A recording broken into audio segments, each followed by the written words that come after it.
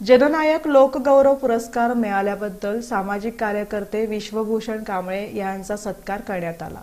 जननायक लोकगौरव पुरस्कार 2022 मिळाल्याबद्दल 9 sanitary pad कंपनीचे प्रमुख विवेक सिंग आणि सामाजिक कार्यकर्ते विश्वभूषण कांबळे यांचा यथोचित सत्कार करण्यात आला। हा कार्यक्रम रूपाभवानी मंदिर परिसरातील वाल्मिकी उद्यान इथं पार पडला। संतोष बागले आणि महेश पवार यांच्या हस्ते हा सत्कार करण्यात आला। यावेळी अश्विनी गायकवाड, लता कसबे, सुनीता कांबळे, स्मिता सकट आदींची उपस्थिती होती।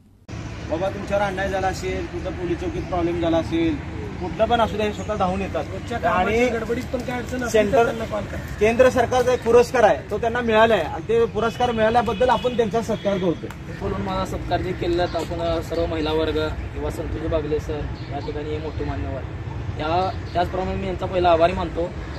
आणि जे सोलापूरमधील कोणते निराधार असू द्या, वयोवृद्ध, श्रावण बाळ लोक असू द्या, काही लोकांच्या कुठल्याही अडचणी असू द्या आणि अन्याय अत्याचाराच्या विरोधात पहिला आपण आवाज होतो।